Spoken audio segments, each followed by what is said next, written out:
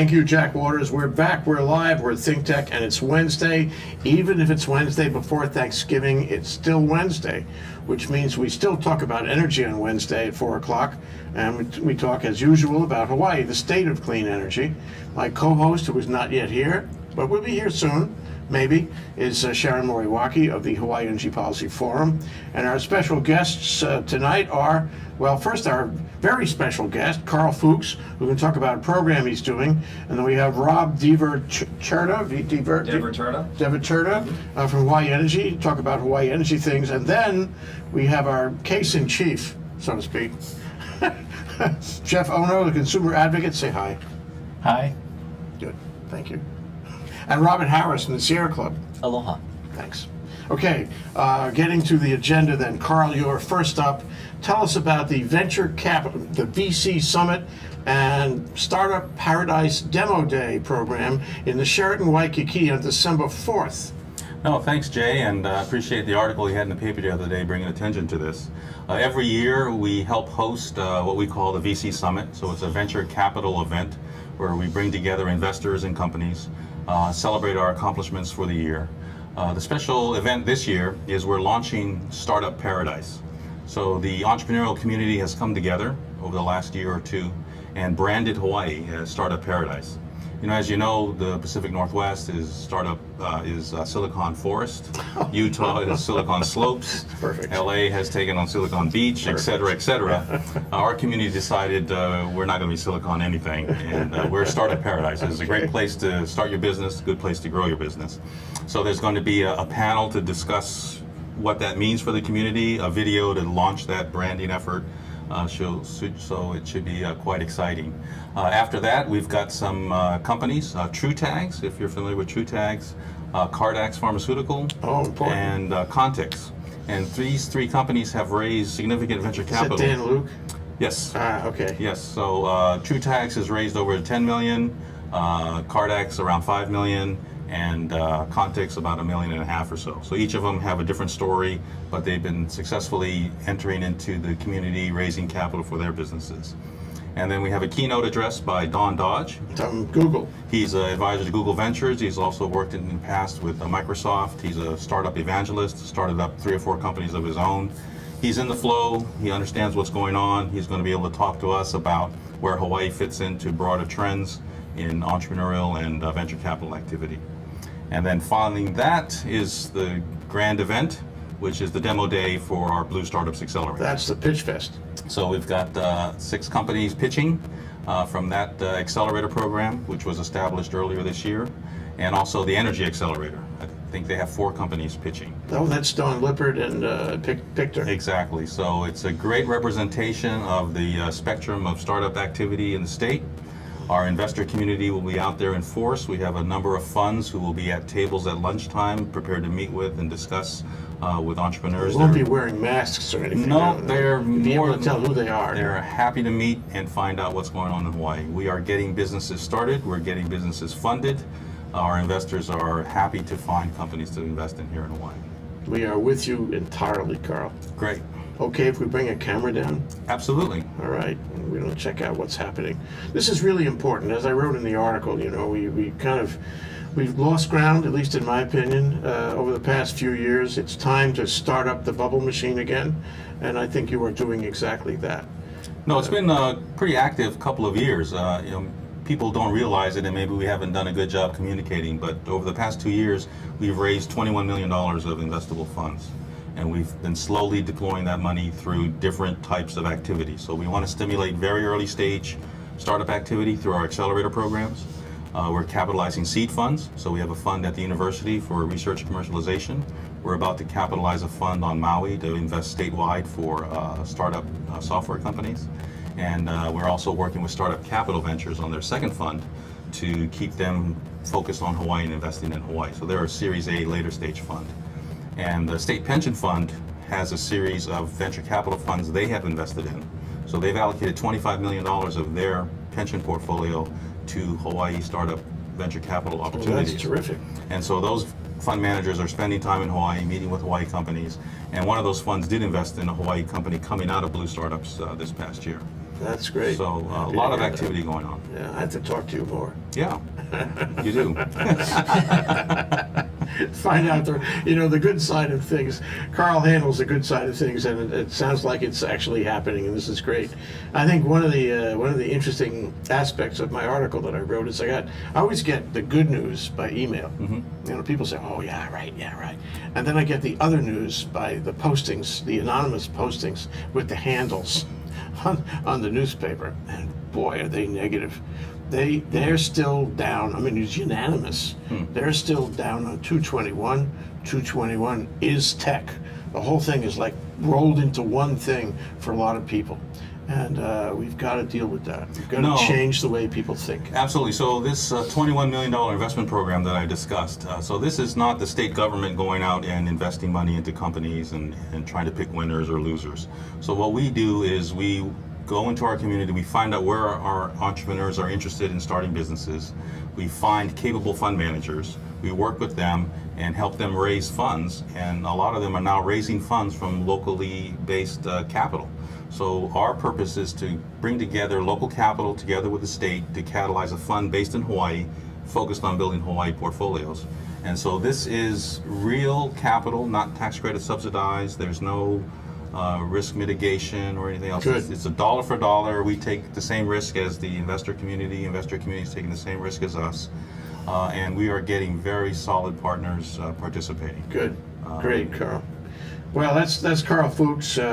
He's from HSBC, Hawaii Strategic Development Corporation, and he's putting on this program on December 4th called VC Summit. The VC Summit, it's a Startup Paradise Venture Capital Summit. It's not just for venture capitalists. This is for people who want to start a business in Hawaii. Come out. It's a great networking event. You'll learn from the various companies pitching. How do they sign up? There's a site. You can go to my site. It's the easiest one, hsdc.hawaii.gov. And I forgot to mention, we have an early morning treat for people. We have a crowdfunding expert to hold a workshop on all the different sites that are out there now. So this is not so much Kickstarter, although we'll talk about Kickstarter and some of those donation sites. The SEC now is liberalizing rules that will allow a startup to advertise to an investor community across the nation for capital. So this will really benefit Hawaii companies. We've got an expert out here talking about all the different sites that are up, what kind of deals, and we think people can take great advantage of that. Thank you, Karl. Karl Fooks. We're now going to turn to Hawaii Energy, Rob Diverturta. I don't know how to get it right. Yeah, okay. And Hawaii Energy has another $1 million proposal for us, which we have to, which will help make energy more efficient. Go for it. We're always doing that. Yeah, so thanks for having us. This is for the Negawatt moment. We always have tips for listeners out there. So we're going to talk about, in the spirit of the holidays and Christmas, so it'll be Christmas lighting, energy saving tips. So this is something anybody can do. So the first one is really to find an Energy Star Christmas tree lighting string. If you haven't already, most people, the old school days, they have incandescent bulbs, but now everything is all LEDs. Particularly one with an Energy Star that's Energy Star compliant. Look for that on the lights, and the decorative string lights can save about 70% of energy than traditional incandescent bulbs. And it lasts a long time, 25,000 to 35,000 hours. It's about 3 to 4 years. That's what I call Christmas. So you get a lot of mileage out of it. And the other benefit is, there's a lot of variety in colors these days, with shapes, different sizes, different lengths. In terms of the durability of it, there's no filament, there's no glass, no moving parts, so it's much safer in that regard. And the dimming and color shifting is much more apparent, and you have a lot more variety there. Are you going to incentivize me? Incentivize you? Well, yeah. Well, that's another part I'm going to get to. But for we're talking about lighting. If you haven't already switched over already, incandescent to CFL, and I think you're talking about one of our CFL rebates. It's 95 cents per CFL, so it's already factored into the price. So you go to any participating retailer, we have a whole bunch of them on our website. So you're already saving 95 cents per. I don't have to apply for anything. No, don't have to apply. It's already factored into the price. We already work with a big box retailers, small ones like Ace Hardware and Lowe's, some of the bigger ones. So that can reduce energy by about 70 to 75%, and then they last about 10 to 25 times as longer than incandescent bulbs. Okay. If you haven't switched already. We're gonna go to a break in a minute here, but that was Rob Diverturta. I get it right? You got it right. That's Okay. right. From Hawaii Energy in the Negawatt Moment, which we have every single Wednesday. Absolutely. From Hawaii Energy talking about efficiency and giving us deals and incentives that they think up in the middle of the night. Exactly. Thank you so much, Rob. Thank you, Jay. We'll take a short break now. We'll be right back after this break. This is Hawaii, the state of clean energy.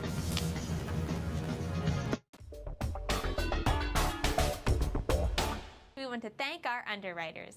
Hawaiian Electric Company and its affiliates Maui Electric on Maui and Hawaii Electric Light Company on Hawaii Island are deeply committed to the communities they serve.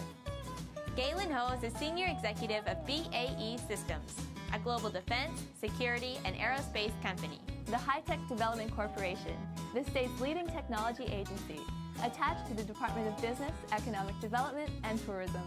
Castle and Cook Hawaii, with a time-honored legacy that spans more than 160 years and revolves around its mission of investing in Hawaii, creating communities, and providing for the needs of our state. Hawaii Gas, formerly the Gas Company, a proponent of the liquefied natural gas initiative, helping Hawaii achieve its transition to clean energy and a better energy future. Collateral Analytics, a Hawaii-based tech company empowering the real estate industry with greater and faster access to the tools and data they need to make better informed property investment decisions. I'm Nicole Hori. Thanks so much for joining us on ThinkTech. I'm Maria Kashem. See you next time. Aloha, I'm Jay Fidell. This is ThinkTech Hawaii, broadcasting live from the Pioneer Plaza in downtown Honolulu. We raise public awareness about tech, energy, and globalism in Hawaii. Technology is critical to our state. A vibrant tech sector will give us new prospects in the global marketplace and will offer great careers and make our economy more resilient. Streaming live on Ustream and Spreaker, ThinkTech allows its hosts and guests invaluable opportunities to report important events and discuss important questions, and to be heard here in Hawaii and around the world. You can find links to our live streams on thinktechhawaii.com or on our mobile website, m.thinktechhawaii.com. And you can see our archive on YouTube. It's all just a click away. We want to do whatever we can to keep Hawaii relevant, connected, and thriving in the complexity of the 21st century. We hope you will help us in those efforts. Tune in today. This is ThinkTech. I'm Jay. Aloha. I'm Jay Fidell of ThinkTech. ThinkTech is a 501c3 Hawaii nonprofit corporation. We began ThinkTech in the year 2000. At ThinkTech, we work to raise public awareness about tech, energy diversification, and globalism in Hawaii.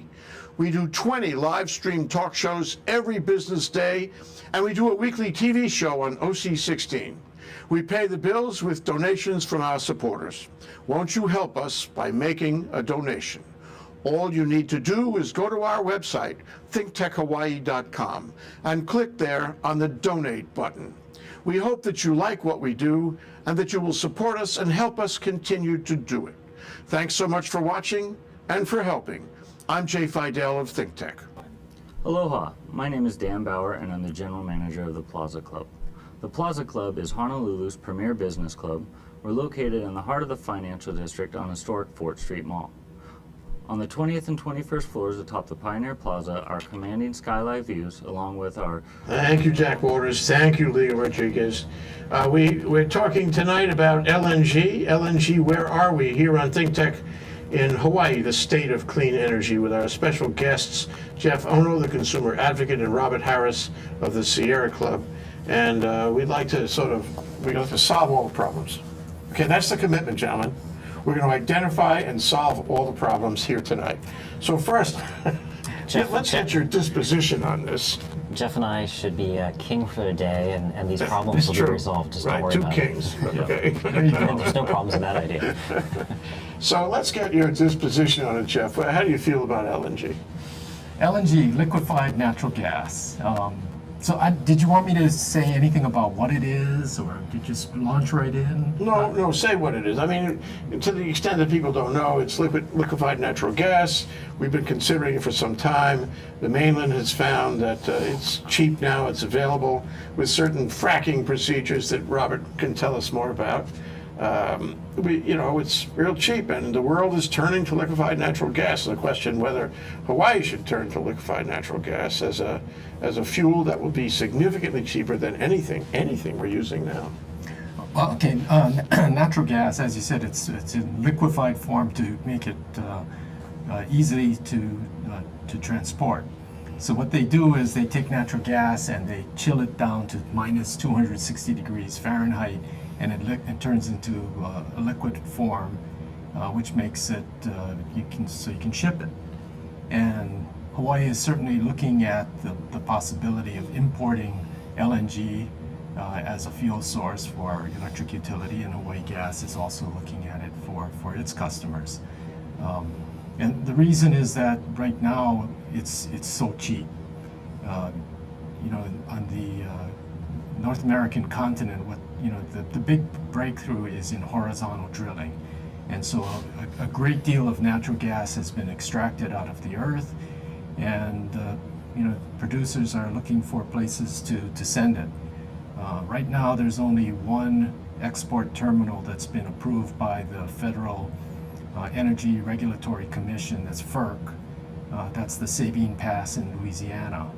There are 3 additional terminals that have DOE approval but are awaiting FERC approval, and there are numerous other export terminals that have applications before the DOE and FERC for to have their export terminals approved. Sabine Pass probably won't be ready until 2016, 2017, in that time frame. In the meantime, we're certainly looking at it as again a fuel source, and the reason is that right now Hawaiian Electric uses a product called low sulfur fuel oil, LSFO, and the EPA is going to put into effect new rules on the amount of emissions that can come out of these steam-generated plants, that, including the ones that Hawaiian Electric utilizes, and they're not going to be able to use LSFO the way they have in the past. And so what they're looking at, in order to meet the mercury air toxic standard that's going to go into effect, and the NAAQS requirements that are coming into effect a couple more years later, it would be low sulfur diesel or ultra low sulfur diesel, and those are going to be expensive products. So LNG is the potential game changer that we've been looking for. Maybe 30, as much as forecasted 40% savings on fuel. So we're looking at the possibility of saving 150 to as much as $300 million per year in fuel cost savings, and that's significant. Okay, let's leave it there. We'll come back to that. But what about you, Robert? Can you give us your disposition on this? I'd like to raise 3 principal concerns today, and one is addressing the cost issues, which Jeff just raised, and I think that is the promise of LNG, is that it could be cheaper. And I'd like to fundamentally question that assertion. And this is one that there's sort of a proof in the pudding kind of thing, in that, when we get a contract, we'll be able to determine really what the price is going to be, and maybe be able to do some accurate forecast of what the projections will be over time. That being said, before we start making policy, making decisions, and making investments based on these cost assurances, you want to be able to figure out what the decision point is. Will we be satisfied with a 10% savings, 15% savings? What is it going to be? And try to make sure that we hold true to that. And if the savings aren't there, then we should probably be looking in a different direction. There are clear... Suppose they are there. Suppose it can be shown to your, satisfaction that it is way cheap. Would you then get on board? I think that there are other concerns that have to be addressed too. And I think there are potential ways to address those concerns. One is obviously what you referenced earlier, is that there are clear environmental impacts on actually what they call fracking, actually removing it. On a federal level, fracking is exempt from clean water, clean air, basic land protections. And there are furious, violent debates going on in states where fracking is going on. And I think we have to make an assertion: is it aloha to be benefiting from something that's destroying the landscape, not protecting the environment from where we're getting our energy sources. And that's probably true of many of the energy sources that we currently have today, and whether or not we want to continue our reliance in that direction. But the third, and I think the important one, is LNG has been described as a bridge to a more renewable future, a bridge to something better. And we really should be trying to do the planning what that bridge is going to be. In every place where LNG has been aggressively applied, we've seen a slowdown in renewable energy or halt in renewable energy development without fail. I'm not sure if we found any example where renewable energies continue to increase. So if we're going to really try to forecast a future, and I think most people agree that being hooked on a volatile product is not healthy for our economy. It's not a good thing. We want to try to divest ourselves of that volatility as much as possible. If we're going to try and bridge somewhere, what's that bridge look like? And can we really try to forecast that future? And that's probably where we should start. Where do we want to be? And then back up from there. Okay, well, you probably have some responses for that, so why don't I thought this we'll wasn't go going back to to be Jeff. He it's might going have to some be me. I'm thoughts just going to say about those fracking.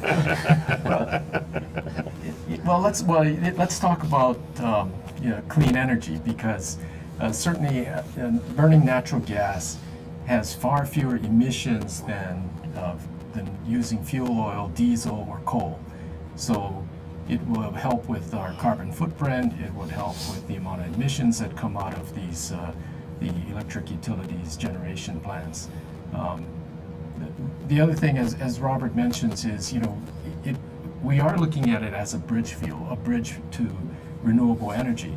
The difficulty right now is that our renewable energy future is so very uncertain. The technology is out there, but right now we don't have real good cost-effective means to incorporate all of this renewable energy.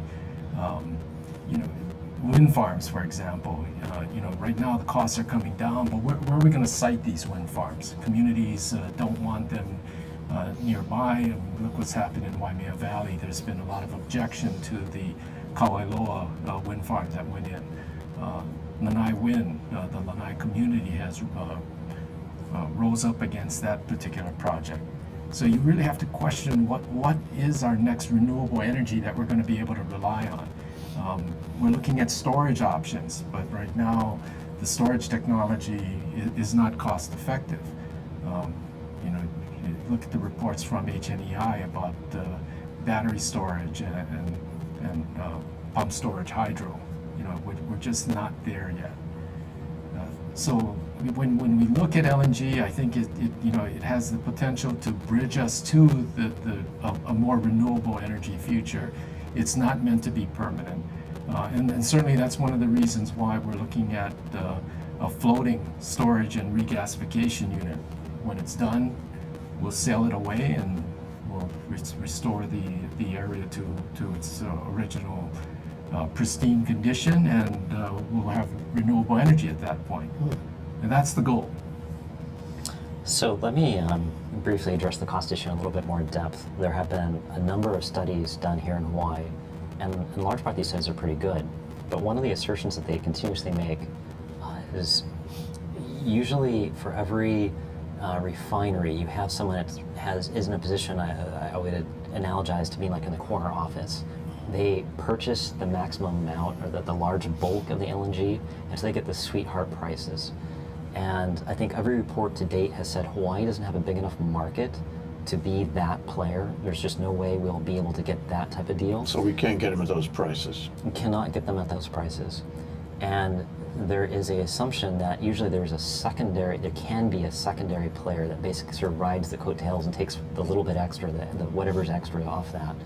And they've said, well, Hawaii might be able to play in that position, and yet they're still quoting prices at the sweetheart deal prices. A secondary player doesn't get the same type of pricing. And in fact, there's relatively little LNG available at that price point, or available at that area. It's far more likely we would be purchasing on the spot market. If we were investing in the spot market, every single analysis done that I've seen so far in Hawaii. But you're not saying that the price that we would pay in the spot market would be more than the energy we're buying now, because LNG is usually much cheaper than the other ones. Every report has said if we're purchasing the spot market, LNG doesn't make sense. This is the report done by HECO, done by Hawaii Gas, and done by HNEI. The spot market is not a place that we want to be in. And the reason is this, is that prediction is right now LNG is, we have a glut in the United States. We've had remarkably warm winters, perhaps until now. And so LNG, Who knows? yeah, LNG is at an all-time low. And there's a lot of providers that are essentially, just basically just trying to hang on and waiting until this production changes. And everyone's waiting to see what happens for the export market. If we start exporting LNG worldwide, then all of a sudden it's a worldwide market, which it's never been before. And once it's a worldwide market, we are competing with other places like Japan.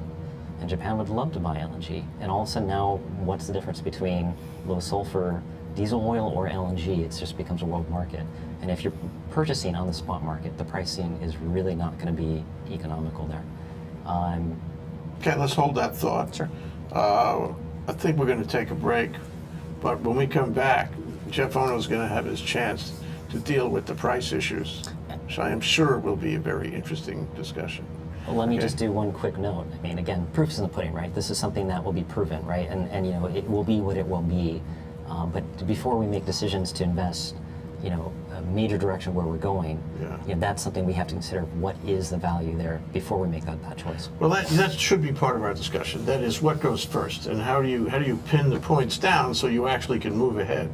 If you're waiting for events in the future or events that cannot be determined with total accuracy right now, well, it's stasis. One of my favorite things. Okay, we'll be right back. That's Jeff Ono and Robert Harris. Jeff is a consumer advocate, state of Hawaii. Robert Harris is the director of the Sierra Club. I will be right back with more on the state of clean energy. Aloha, I'm Jay Fidell for ThinkTech. For nearly half a century, the Hawaiian Foreign Trade Zone, number 9, has brought the benefits of the Foreign Trade Zone program to Hawaii businesses and entrepreneurs. DBED, the Hawaii Department of Business, Economic Development and Tourism, operates Hawaii's Foreign Trade Zone program. It does so to encourage international business and economic development. The Foreign Trade Zone mission is to increase the amount of international trading activity in Hawaii, thereby providing employment opportunities for the residents of our island state. For more information, see ftz9.org. I'm Jay Fidell of ThinkTech. Mahalo. Aloha, my name is Dan Bauer and I'm the General Manager of the Plaza Club. The Plaza Club is Honolulu's premier business club. We're located in the heart of the financial district on historic Fort Street Mall. On the 20th and 21st floors atop the Pioneer Plaza, our commanding skyline views, along with our award-winning cuisine and service, are known as the place to do business downtown. We offer professional as well as social events and programs to our members and their guests, all tailored to enrich their professional and personal lives and to give them the cutting edge that they deserve in business.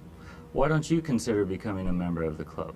Call me at 531-7788 or come see me and let's talk business and how the Plaza Club can work for you. Again, my name is Dan Bauer. I'm the General Manager of the club and I'm here for you. Hi, I'm Jay Fidell. Yes, this is ThinkTech, broadcasting on Ustream and Spreaker both day and night, doing its thing on OC16 and Olelo, and uploading videos all over YouTube. Check us out and see the links on thinktechhawaii.com. Mahalo. Aloha, I'm Nicole Hori for ThinkTech. For nearly half a century, the Hawaii Foreign Trade Zone number 9 has brought the benefits of the Foreign Trade Zone program to Hawaii businesses and entrepreneurs. DBET, the Department of Business, Economic Development and Tourism, operates Hawaii's Foreign Trade Zone program to encourage international business and economic development. The Foreign Trade Zone's mission is to increase the amount of international trading activity in Hawaii, thereby providing employment opportunities for the residents of our island state. For more information, see ftz9.org. I'm Nicole Hori. Mahalo. Aloha, I'm Attila Seres of ThinkTech. ThinkTech is a 501c3 Hawaii nonprofit corporation. We began ThinkTech in the year 2000. At ThinkTech, we work to raise public awareness about tech. We're back, we're live, we're halfway through. I wish there were more time.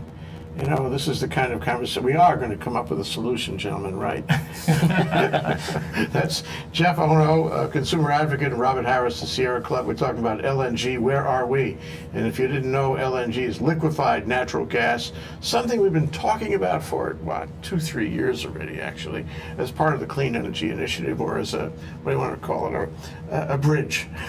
A bridge that will somehow play in the Clean Energy Initiative. And so as we left the story unfolding, Robert was talking about price and expressing concern that actually if you had to go to the spot market on liquefied natural gas, it would be more expensive than it would be more expensive than we could handle. Comments, Jeff? Well, I'm not an economist, but you know, we don't know what the supply and demand is going to be for LNG and natural gas in the next 10 years. But the analysis that I've seen, the economic analysis that I've seen, is that there is so much natural gas that's coming out of the ground that the supply is going to exceed the demand over the next 5 years to 10 years. And I mean, they're finding natural gas in Russia, in Indonesia, you know, certainly the North America, Africa, so LNG, or the Middle East. It's not only the U.S., it's not only really the the US. discoveries around the world. So what we're going to see happen is, there's no question those low prices that you're seeing on the continental United States right now are not going to hold. As LNG is exported off of the continental United States, the prices will go up. But what the economists are saying is that the worldwide prices will come down. Right now, there's a price index called the JCC, the Japan Crude Cocktail, and it's a combination of it's an index based on oil and natural gas. You know, that JCC index will come down, and what we will see is a kind of a meeting of the Henry Hub price in the United States with the JCC price in the international markets. The economists are saying that, you know, even when you see that happening, when the United States prices start to go up, we're still going to see significant savings in LNG, much cheaper than what we're seeing currently for LSFO, and certainly going to be cheaper than ultra low sulfur diesel. But let's make a point that LNG is different than any other energy source that we're talking about, in that you are making a contractual commitment to a specific refinery that you're going to purchase from that refinery over a period of time, or you're purchasing on the spot market.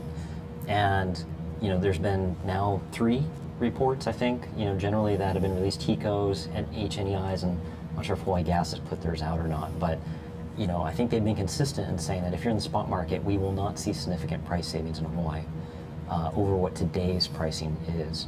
So for energy. For energy. So in that situation, you know, the question is, do we want to be making the type of infrastructure investments? Do we want to be making those types of long-term commitments to something if we're not seeing necessary price savings, which is essentially the primary argument that people make for LNG. The second argument that people do make is that it is cleaner. And plainly, in the burning process, it might be cleaner, but there is still emissions as a result of removing it from the ground. With regards to what comes out, a lot of times it's methane. Methane tends to be much, much more damaging than carbon dioxide. Looking at what the U.S. is talking about doing in an export facility, it's roughly 600 million tons of methane being released, which would be devastating and far, you know, at least comparable. Is that like worse. you know, carbon? Is that the kind of thing that's going to exacerbate climate change? Correct. So methane has an impact on our greenhouse gas effect, you know, probably an order of about 3 times what carbon dioxide does. So methane, when released, is far more damaging. This is not, and you're has a talking about bigger- fracking now, or just methane? Fracking, and as a result of fracking, you have a release of methane into the Okay, air. it's part of the same ball of wax. So yeah, so if you're looking at the overall emissions from LNG, not just what comes out of the end of the pipe, but the overall life cycle of it, Yeah. the impact is, most experts seem to be in agreement, is comparable to coal. You know, and again, How do it's you a answer ballpark. that, Jeff? Well, and I've certainly seen studies that show that the amount of methane release in the hydrofracking process is almost insignificant. and I'll admit some of those are industry-funded studies, and I'll be the first one to say you've got to question any study and where it's funded, and who's doing the funding. So, that's being dealt with by the EPA and certainly local environmental, departments, agencies similar to our local Department of Health. To many states, it's a local issue, and it's being handled on a local basis. And in that regard, I clearly disagree in that it is exempt from the Clean Air Act and that it is not regulated. And in addition, I don't think there's any state that has adequately regulated air emissions with regards to fracking, nor water damage. And I think that's one of the primary contentious debates that's going on in the mainland. I mean, somebody must have said, some scientists or group of scientists must have said whether this is going to be a problem for climate change or not. And there are clearly, and Jeff is right, there are reports on both sides of the fence. Yeah. I think, from the reading that I've done, and again, this may be somewhat subjective, that the weight of authority seems to be that this is a significant risk and harm. There are definitely different hydrofracking sites, and they have definitely different releases of methane. So, some will argue ours are better than others, but there is clearly an issue there. And so, if you're looking at why is LNG good, and one of the arguments is that it is cleaner, I'd say that there is some great. You're looking at it on a global basis, or national basis anyway, and you're speaking, the language of the Sierra Club, which has taken very strong positions on this around the country. So let's talk about something very specific then. There's a report that came out in Bloomberg Reports just a few days ago talking about, and forgive me, I'll probably mispronounce it, Kuratsu. It's a island nation, and they're basically saying it is likely going to be the first country wiped out as a result of climate change. That they are having saltwater intrusion into all their water. They literally have large, vast fields of coconuts that are now turning brown and black, and that the president is actively trying to do economic training for all the people living on there, because they're going to have to relocate all of them. And the population, I saw two different numbers, somewhere between 50,000 and 100,000 people are going to have to be relocated. What is the cost of that relocation? They're going to have to go to Australia, they're going to have to go to New Zealand and Hawaii, right? You're going to have migrants, coming out, and this is a real impact. So when you say, yes, it's a world impact, but it is something real, tangible, and something that has to be articulated. You're speaking of the larger issue of climate change. Which it's not, which Hawaii has clearly been one of the key leaders. We have a state legislative law passed saying that carbon emissions are clearly happening and damaging the world, and it is one of Hawaii's expressed policies to try to reduce carbon emissions. So let me go back to the principal question. We have to decide. We only have, like 10 minutes left. Should we do LNG or not? Okay, you've identified three concerns. One is the pricing, one is the environment, and one is this really a bridge? I don't, just from this discussion, I'm trying to focus myself on this discussion. It seems to me the bridge thing is not so bad because, as Jeff says, you make it portable. When you're finished, you're finished. You put it into the law. That sounds like we can control that. I mean, assuming, we can do legislation along those lines, we can control that. That leaves the other two things. On the pricing, okay, of course you do. Well, and I'd be happy to explain why if you want. Okay. Remember, you have to buy at a fixed value, right? So if you're making the assumption that we need, say, 60% of energy coming from LNG, you've locked that in. And so when you're saying a bridge, the assumption, or even if you try to do a contract that allows reduced emissions, you're actually impacting their price over time, right? Well, so but if you can create some kind of system that will retire it at the end of a period of time, call it a sunset. So let's talk about an alternative, right? Let's say, for instance, we do something like the Complete Solutions projects proposed for New York, where you're actually trying to do 90% renewable energy, and they leave the last 10%, which is sort of fast start, ramp up, that kind of thing, for things like LNG. And that is a future plan that you can start trying to do. Okay, can we be that aggressive over a short time period in Hawaii? Can we do that kind of visioning? And your discussion is, is LNG there? Well, LNG potentially could be a solution for something like that. Well, anyway, so that's one issue. Thank you for that. The second one is the environment, which I think it's an important issue. But let's leave it till last for this discussion. The other one is the pricing, and the pricing suggests to me anyway that we could have the argument about the pricing forever and never really come to grips until we enter into a contract. Then we would know the pricing. So, you know, I think it's fair to say that the pricing can be managed. So I guess, what does that leave then? So to Jay, me, you can argue with this. So Jay, let me posit, you know, again on the pricing very specifically. Should we make a determination of what type of price advantage to Hawaii should occur before we go forth with LNG? I think most reasonable people would say, sure, that's a reasonable presumption. And so that's just something to signal. If there's a price savings, then that's something we should continue exploring. If the contract comes back and says it's going to be real mild cost savings with the potential, you know, we're going to be locked in for 10 years of volatility, then maybe then we shouldn't. And, you know, simply that's the point, period. Okay. You know, and the third one is environment, which, you know, we're a little speck compared to the whole world problem on this. So I'm not sure how immediate that is. Our problem, gotta take a break. Jeff, as soon as we come back. I get to talk after. Yes, our immediate problem, okay, is how are we going to reduce costs of energy, which Jeff here is real interested in. And I suspect that's a big part of his thought process. So we'll investigate his thought process right after we come back. And neither Robert nor Jay would get in the way, all right? Okay, we're good. We'll take a short break with Jeff Ono here, consumer advocate, and Robert Harris of the Sierra Club. We're talking about LNG. Where are we here on Hawaii, the state of clean energy? It all ends with a G. Okay, we'll be right back. We want to thank our underwriters.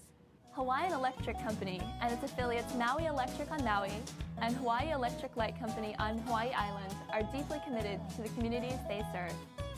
Galen Ho is a senior executive of BAE Systems, a global defense, security, and aerospace company. The High-Tech Development Corporation, the state's leading technology agency, attached to the Department of Business, Economic Development, and Tourism. Castle and Cook, Hawaii, with a time-honored legacy that spans more than 160 years and revolves around its mission of investing in Hawaii, creating communities, and providing for the needs of our state. Hawaii Gas, formerly the Gas Company, a proponent of the liquefied natural gas initiative, helping Hawaii achieve its transition to clean energy and a better energy future. Collateral Analytics, a Hawaii-based tech company empowering the real estate industry with greater and faster access to the tools and data they need to make better informed property investment decisions. I'm Nicole Hori. Thanks so much for joining us on ThinkTech. I'm Maria Kashem. See you next time. Energy, diversification, and globalism in Hawaii. We do 20 live stream talk shows every business day, and we do a weekly TV show on OC16. We pay the bills with donations from our supporters. Won't you help us by making a donation? All you need to do is go to our website, thinktechhawaii.com, and click on the donate button. We hope that you like what we do, and that you will support us and help us continue to do it. Thanks so much for watching and for helping. I'm Attila Seres of ThinkTech. Mahalo. Aloha, I'm Jay Fidell of ThinkTech. We have some news for you. In addition to our ThinkTech TV show and our Asia in Review show on Olelo 54, as of January 1st, we're adding Community Matters to play also 2 hours a week. Check out thinktechhawaii.com for the specific times of each of these shows. We hope you enjoy all three. Mahalo, I'm Jay Fidell. Aloha, I'm Maria Kashem of ThinkTech Hawaii, and I want to tell you about our ThinkTech talk shows. If you didn't know it, ThinkTech streams video and audio for all of its shows live on the internet from 2 to 5 p.m. every weekday afternoon, and we replay them all night long on ustream.tv. Visit thinktechhawaii.com for our live stream and YouTube links. Raise your awareness on ThinkTech. I'm Maria Kashem, and Aloha, I'm Nicole Hori for ThinkTech. For nearly half a century, the Hawaii Foreign Trade Zone No. 9 has brought the benefits of the Foreign Trade Zone program to Hawaii businesses and entrepreneurs. DBET, the Department of Business, Economic Development, and Tourism, operates Hawaii's Foreign Trade Zone program to encourage international business and economic development. The Foreign Trade Zone's mission is to increase the amount of international trading activity in Hawaii, thereby providing employment opportunities for the residents of our island state. For more information, see ftz9.org. I'm Nicole Hori. Mahalo.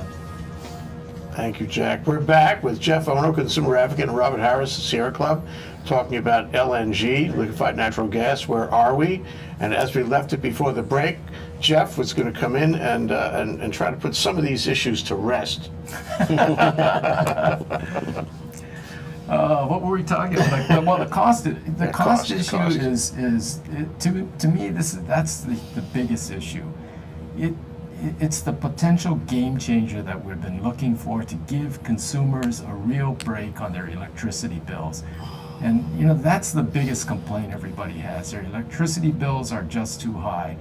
We can talk about a renewable energy future, but I have yet to see an economic plan to get us there and keeping costs reasonable. LNG gives us that potential. A bridge fuel where we can use LNG, keep our costs low, in fact, reduce electricity bills, and then move to renewable energy as these technologies become available. And we're not building it tomorrow, but we need to move the ball forward. There are huge issues that have to be decided. The siting issue is one. The type of business model that we're going to have for Hawaii that's going to give us the best possible cost for LNG.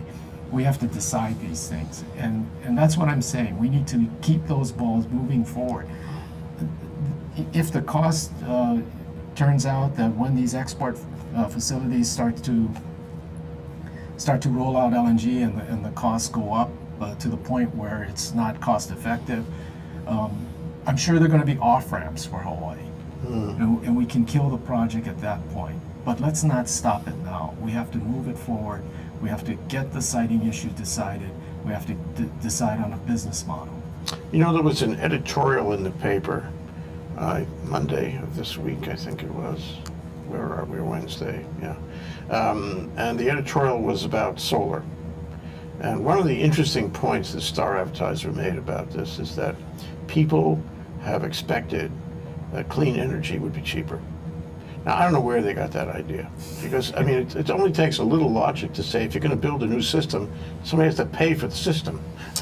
But people think that it's cheaper, and I agree in the sense. You're in a situation where you, talking to Jeff, where you have to be responsive to the public. It's political, and it seems to me that the public is up in arms, right or wrong, about the cost of energy. There's two of us in my family. We got a bill for $350 already for 1 month of, we don't have PV, 1 month of energy. That's a lot of money. Apparently you don't have CFLs, are they? We do, plenty. Even with CFLs, yeah. But it's just really expensive. And people are crying out for this because they're spending simply too much money.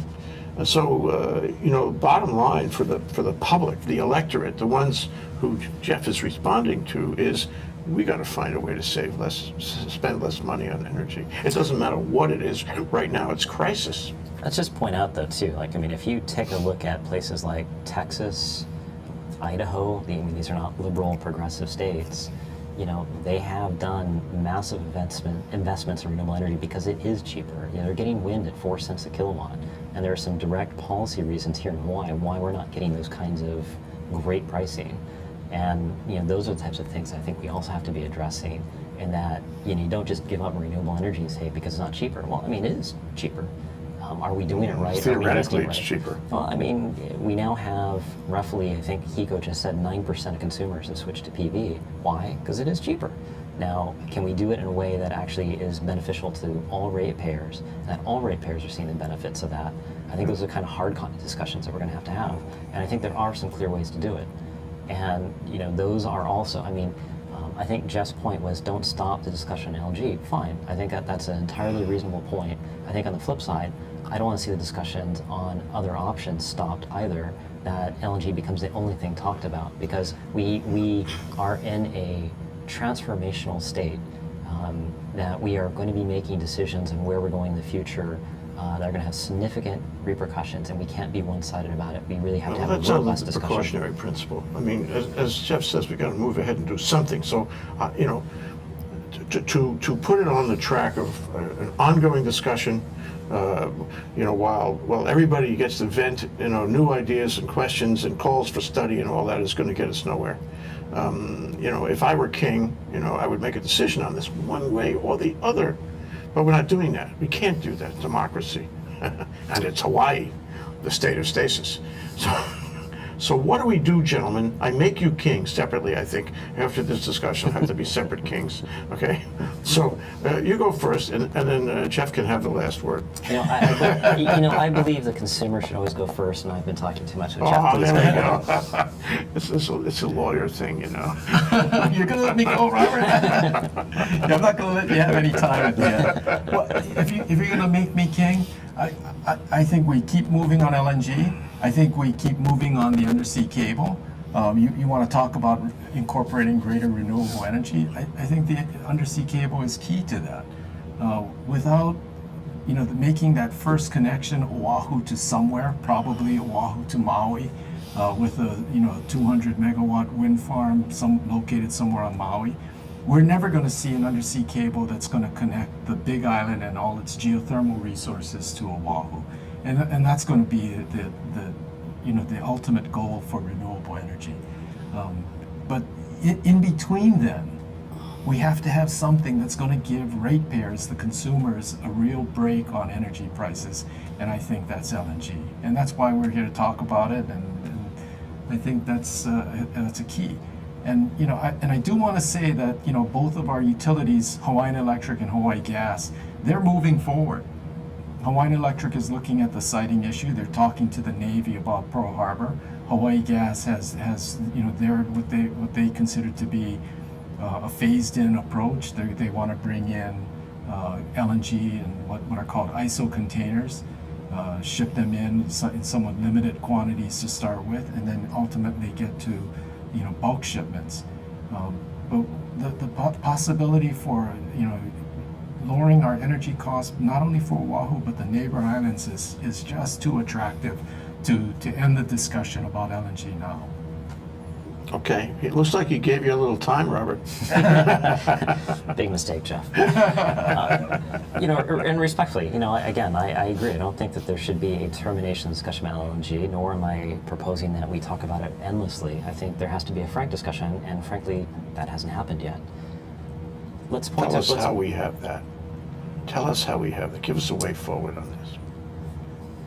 One possibility starts in EIS on the siting and actually start trying to do a community engagement about the areas about where it's going to go in, and you actually have to do a frank assertion and one that's going to hold up on what the cost is going to be and really have some proof on that. And usually that can be a period of time to do. The fact that we haven't even started, think it's way premature to say let's just do it, because you have at least a year and a half ahead of you on that process alone. You asked about being a king for a day. Let's point to something that is a success, and to shining success, is that we now have tens of thousands of homes powered by solar. We really think that's a success? We haven't solved the storage problem. We're decades away from solving it. In Germany, we're just going to go example, into a vortex on that. Are you? I mean, you have some very realistic solutions, and you have other countries that have seen great, massive levels of penetration. And I believe that this is a choice that we're going to have to, an issue we're going to have to face regardless, because the market is moving in a direction so quickly that the market will make the choice, even if policymakers are standing there. It's technology that'll make the choice. Not everybody can have what he wants. Everybody in the market can say, I want it, but that doesn't mean they can all have it. So, I mean, again, beta, VHS, technology doesn't always control. I think the market ultimately does make the choice, right? And if you have people, and we've had over the past 2 weeks, several major solar companies running full-page ads advertising off-grid solutions. If you have thousands of people moving off-grid, then the market has made a choice, and it's not a good one. I'm not advocating for it. I'm saying that this is going to be one of the possible scenarios of the future that we have to start addressing and start recognizing and trying to make sure that we can at least keep these people on the grid, and in a way that we're actually trying to see some benefit for ratepayers at large. It's not an easy thing, but it is happening, and that is one of the futures going forward. Well, it looks like he took his time on PV. Can I say something about please. this? You got 1 minute. When you talk about the market and PV, the market isn't, it's not a true, it's a subsidized market. We have tax credits, federal and state tax credits. Net energy metering is subsidized by the non-NEM customers because they get a credit at full retail rate, so they're not paying their And fair share. $55 million of energy went back to consumers. That was excess produced that those people didn't get to take advantage of. That is now out there, right? So, I mean, Up to a point, it's fine. But the reality But where do is, we go that now? the reality is if I'm able to purchase a PV system and a battery and go off grid and it makes economic sense, then what's stopping me? So, I mean, I do agree that cost is a fundamental issue that does have to be wrestled with and addressed to be able to incentivize people to stay on the grid. Because much like the cell phone completely disrupted the telephone industry, I think we're looking at that kind of transformational system going up. And so making long-term investments, assuming a certain amount of energy use, is potentially a mistake. Well, and let's not mislead people into thinking that with a battery, you're going to be able to power your house 24 hours a day. Oh, you guys, we're out of time. I'm so sorry, because I had some comments too at the end. We'll have to do this again. With Jeff Ono, Robert Harris, LNG, where are we? Here in Hawaii, the state of clean energy. Thanks so much for listening. Thank you, you guys. That was fun. Thank you. Very valuable. Aloha.